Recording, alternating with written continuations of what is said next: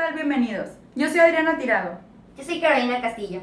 Yo soy José Montalvo. Y hoy les vamos a hablar sobre la Revolución Rusa, sus causas, desarrollo y consecuencias, así como de algunos sistemas totalitarios que se crearon a raíz de eso.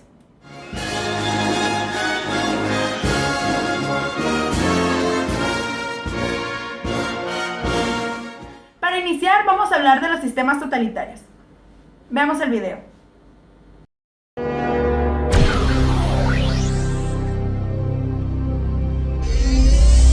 El régimen zarista era bastante parecido al absolutismo, es decir, el gobierno ruso no proporcionaba las condiciones mínimas necesarias para el establecimiento de industrias, haciendo que la economía se atrasara.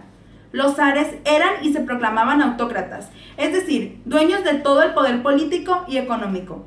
El gobierno zarista tenía su economía nacional bastante parecida al feudalismo, centrada más en la agricultura y en las clases campesinas.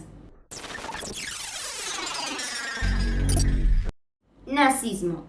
El nazismo, también conocido como nacionalsocialismo, se caracterizó por ser una ideología de tipo fascista, que exaltaba la supremacía de la raza aria, impulsaba la expansión imperial de Alemania y promovía sentimientos de antisemitismo. El nacionalismo fundamenta sus ideas en la creencia de que existen ciertas características comunes a una comunidad nacional o supranacional, debido a lo cual se propone legitimarlas y moderarlas políticamente. Militarismo. Es la abusiva injerencia de las Fuerzas Armadas como institución o de sus miembros individualmente. Es la condición política de un Estado. Fascismo, movimiento político y social que nació en Italia de la mano de Benito Mussolini. Es un movimiento totalitario y nacionalista y se basa en un Estado todopoderoso. El Estado fascista ejerce su autoridad a través de la violencia, la represión y la propaganda. Falangismo era un movimiento doctrinopolítico con tendencia nacionalista. El movimiento fue fundado por José Antonio Primo de Rivera. El totalitarismo fue un régimen político en el que el poder es ejercido por una sola persona o partido de una manera autoritaria, impidiendo la intervención de otros y controlando todos los aspectos de la vida del Estado. Precisamente el zarismo fue una de las causas principales de la Revolución Rusa. Veamos lo siguiente. Antecedentes de la Revolución Rusa. Las causas económicas de la Revolución Rusa se atribuyen en gran medida a la mala gestión del zar, sumada a la Primera Guerra Mundial, en la cual más de 15 millones de hombres se unieron al ejército, que dejó un número insuficiente de trabajadores en las fábricas y las granjas. El resultado fue una escasez generalizada de alimentos y materias primas. Los obreros tuvieron que soportar terribles condiciones de trabajo, incluyendo jornadas de 12 a 14 horas y bajos salarios. Las pocas mercancías que estaban disponibles no podían llevarse a su lugar de destino. Causas sociales. Se produjeron numerosas huelgas y protestas, que fueron ignoradas o reprimidas por el zar Nicolás II, en ocasiones de forma muy violenta. En octubre de 1916, Rusia había perdido entre 1.6 y 1.8 millones de soldados. A esto se le sumaba 2 millones de prisioneros de guerra y 1 millón de desaparecidos. Los soldados estaban hambrientos, sin calzado, municiones y armas. Se culpó al zar de estas condiciones. La Duma, que era la Cámara Baja del Parlamento ruso, emitió una advertencia al zar en noviembre de 1916, declarando que se avecinaba el desastre sobre la nación si no se ponían en marcha reformas constitucionales. La suma de todos los factores anteriores contribuyó a un creciente descontento entre los ciudadanos rusos, que posteriormente desembocaría en la revolución.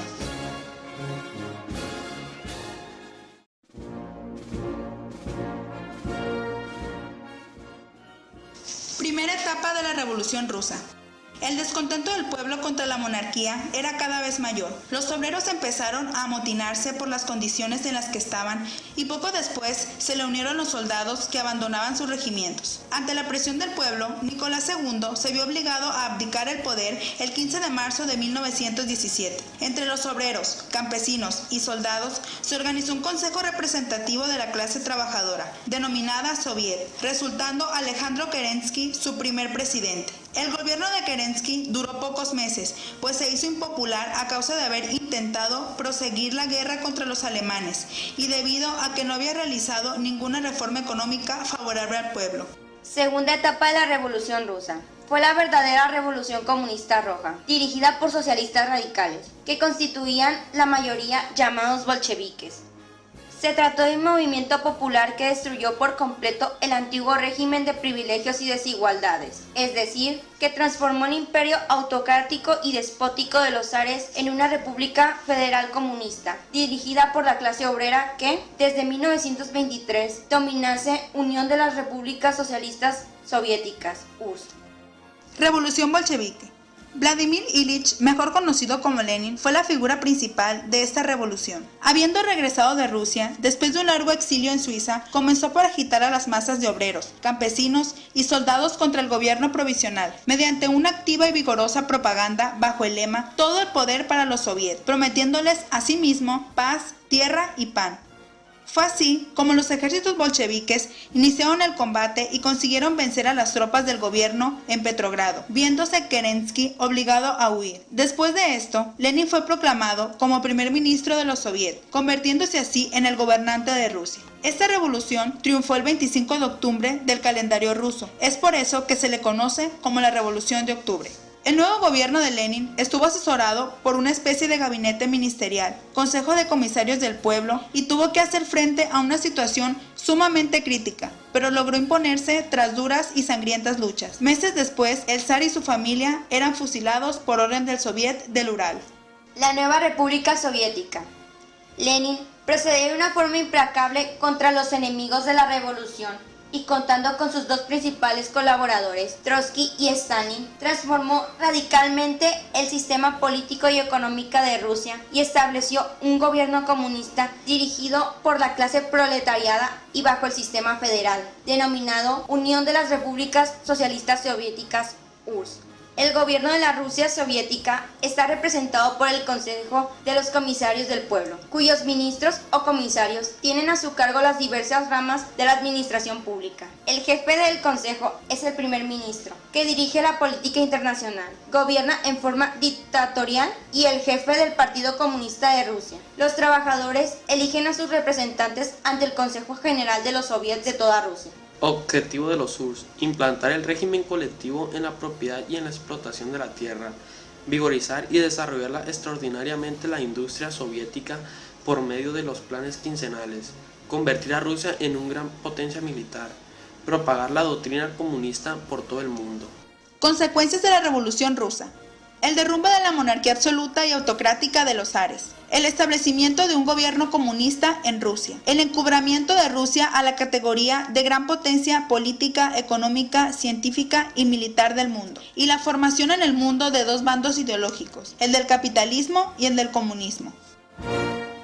¿Sabías que, en la noche del 17 de julio de 1918, guardias bolcheviques disparaban sobre la familia real de los Romanov? Con su ejecución se cerraba un nuevo capítulo de la Revolución de Octubre, iniciada meses antes y que había conducido a los comunistas al poder. Anastasia, según su relato, había sobrevivido, malherida e inconsciente, a la ejecución, siendo salvada por un soldado ruso que posteriormente fue muerto. Esa historia fue llevada en 1997 al cine, dirigida por Don Bluth y Gary Goldman. Lejos fue tiempo atrás, poco a poco se pierde. La Revolución Rusa inspiró a la creación de nuevos estados totalitarios, así como el fascismo. Veamos.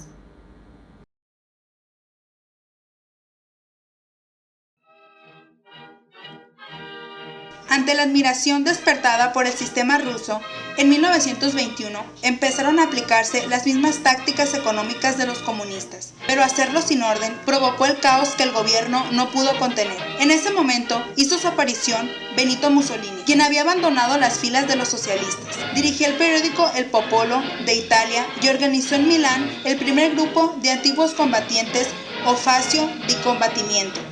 Organizado por Mussolini en Italo Balbo, combatió al comunismo italiano apoyándose en la clase de burguesía y en los nacionalistas. A medida que sus grupos de choque fueron creciendo, se sintió fuerte para enfrentarse al gobierno. Aprovechando un problema obrero, emprendieron la marcha sobre Roma y se adueñaron del poder un 27 de octubre de 1922, y por consiguiente, Víctor Manuel III se vio obligado a nombrar a Mussolini como primer ministro, dándole poderes dictatoriales ante la presión de los camisas negras, como se llamaba a los miembros.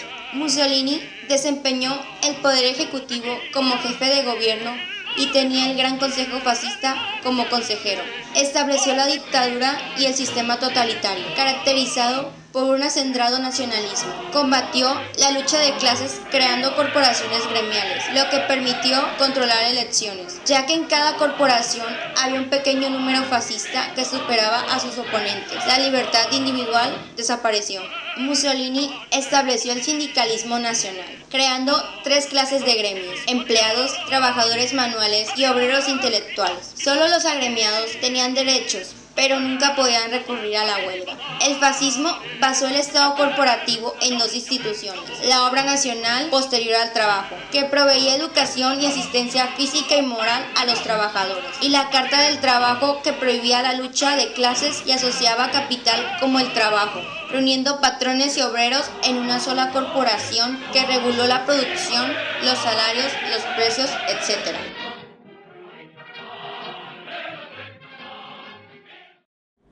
Como en Italia era el fascismo, en Alemania era el nazismo. Veamos esta nota.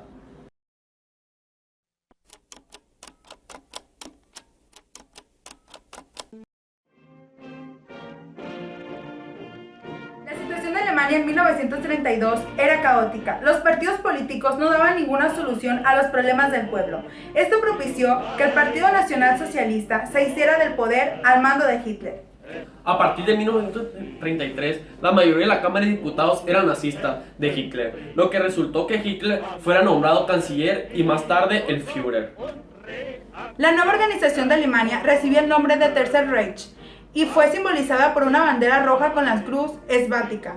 No simpatizaba con el comunismo, que defendía la lucha de clases y la camaradería entre la comunidad. Al contrario, defendía la supremacía de la raza aria. El sistema nazi se declaró antisemita y propugnó también por el Estado totalitario. De la propaganda gubernamental se inició una campaña de exterminio. Se calculó que varios cientos de miles murieron en los hornos cremados o fueron utilizados para experimentos científicos.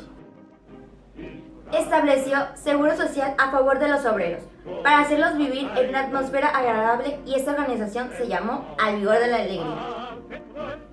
Obras de auxilio invernal que tenían un aspecto social para los necesitados. Juventudes hitlerianas que preparaban a los muchachos de 10 a 19 años y a las jóvenes de 10 a 20 años e iban formando la nueva generación que seguiría al caudillo. Concurso de profesionalismo para estimular el mejoramiento del trabajo. El Frente del Trabajo Alemán, TAT, que organizó los sindicatos verticales y la Regia Económica Nacional.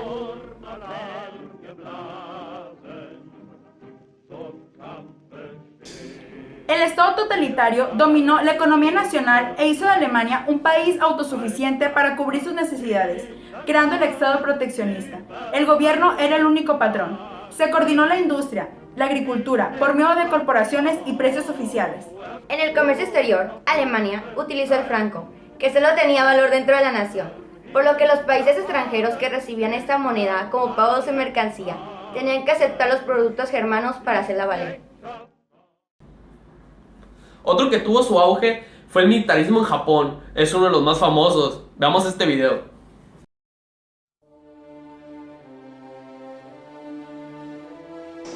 En el Japón gobernaba oficialmente un emperador, pero quienes mantenían el poder eran militares.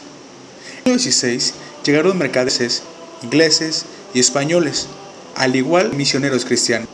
Los militares encontraron en esas incursiones comerciales y religiosas el riesgo de una conquista militar por parte de los europeos, por lo que ordenaron el cierre de Japón a toda relación con Occidente. Fue hasta 1854 cuando el comodoro estadounidense Matthew Perry logró la apertura comercial de Japón con los Estados Unidos de Norteamérica. La apertura de Japón al mundo occidental produjo también cambios en el modelo económico y político. Terminó el régimen feudal y se implantó la monarquía parlamentaria. Japón comenzó una política expansionista para establecer control sobre Asia, como se pudo demostrar en la guerra ruso-japonesa, en la que logró derrotar a una de las principales potencias militares de la época y arrebatarles el control de la región de Manchuria. La Revolución Rusa se constituyó en el primer hecho histórico mundial en el que se plasmaba la ideología política marxista. El nuevo Estado soviético se organizó bajo el modelo socialista, pues el desarrollo de la economía se basó en la propiedad socialista de los medios de producción, al servicio de la mayoría nacional. El triunfo de la Revolución Rusa provocó la bipolaridad en el mundo. El mundo quedó dividido en dos bloques, el capitalista y el socialista. El proletariado conquistó el poder político, se estableció la dictadura. Los obreros y campesinos se organizaron a través de los soviets y ejercían el mando del Estado. Como conclusión, podemos decir que la Revolución Rusa es uno de los acontecimientos más relevantes del siglo XX, que cambió la política, la economía y lo social en Rusia. La unión de un pueblo y la astucia de personajes como Lenin, Trotsky y Stalin lograron derrocar un régimen zarista, llevando a Rusia hacia el comunismo. Agradecemos por su atención y esperamos que este video les haya resultado informativo. Muchas gracias.